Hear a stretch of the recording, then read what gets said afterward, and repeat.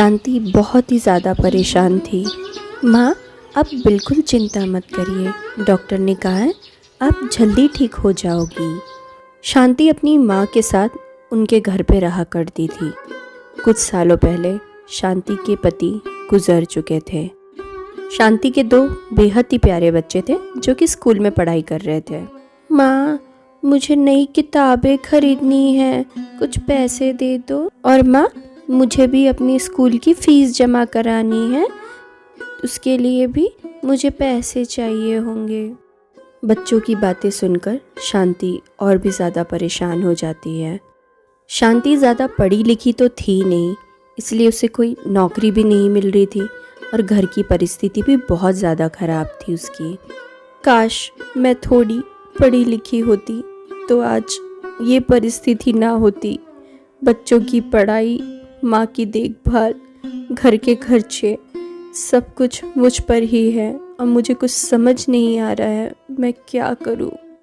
काम की तलाश में वो अगले दिन निकल पड़ती है। उसे रास्ते में एक बूढ़ी माँ दिखाई देती है।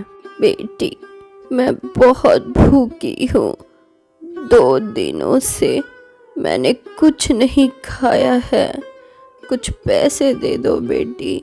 माँ जी, मेरे पास बस ये थोड़े से पैसे हैं, शायद ये आपके कुछ काम आ जाए। वो उन्हें थोड़े से पैसे दे देती है।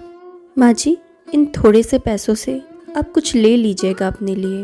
बेटी, तुम बहुत ही दयालु हो, मुझे ऐसे दयालु लोग बहुत अच्छे लगते हैं, मैं तुम्हें कुछ देना चाहती हूँ। तभी वो बूढ़ी माँ उसे एक शीशी निकाल के देती है अपने पास से।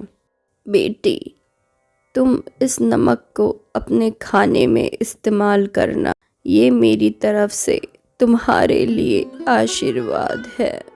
माँ जी, मेरे घर की परिस्थिति बहुत ख़राब है, मैं काम की तलाश में हूँ, आपका आशीर्वाद मेरे काम आएगा। बेटी, तुम अपना खाना बनाने का काम शुरू करो, देखना तुम्हारा काम दिन दुगनी रात चौगनी तरक्की देगा। माँ जी, आपके आशीर्वाद के लिए धन्यवाद। शांति बेहद ही खुश थी और वो घर वापस आती है। आज खाने में शांति ने सबके लिए वेज बिरयानी बनाई थी और उसके हाथों की बिरयानी खाकर बच्चे बहुत ही ज़्यादा खुश होते हैं और बेहद ही ज़्यादा तारीफ़ करते हैं। माँ, आपके हाथों की बिरयानी का तो जवाब ही नहीं है। माँ, आप कल मुझे टिफ़िन में भी ये बिरयानी पैक करके दीजिएगा।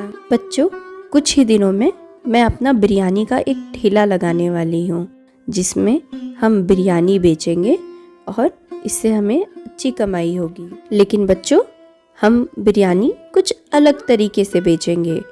सादी बिरयानी तो हर कोई बेचता है, कुछ नए तरीके से बेचने से बिक्री भी ज़्यादा होगी हमारी।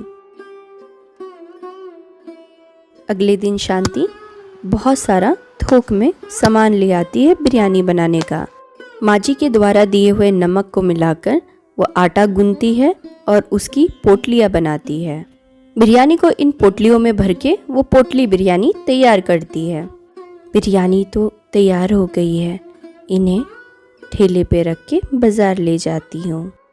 बाज़ार पहुँच के वो अपना ठेला लगाती है और आसपास के लोगों को आवाज़ देकर बिरयानी के लिए बुलाने लगती है।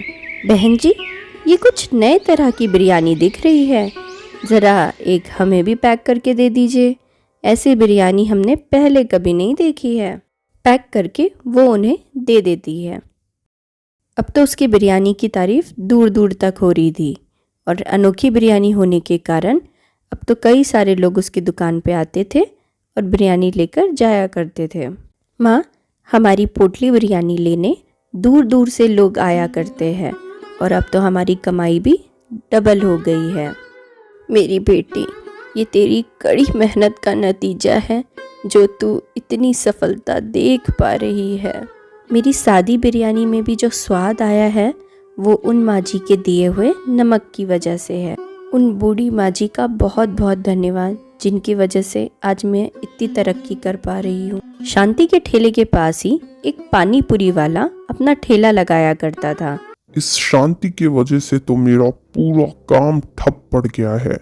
पता नहीं ये साधारण सी बिरयानी इतनी स्वादिष्ट कैसे हो जाती है, पता लगाना पड़ेगा। चलो बिरयानी तो तैयार हो गई है, अब इस नमक को छिड़क देती हूँ ताकि मेरी बिरयानी का स्वाद और भी ज़्यादा बढ़ जाए।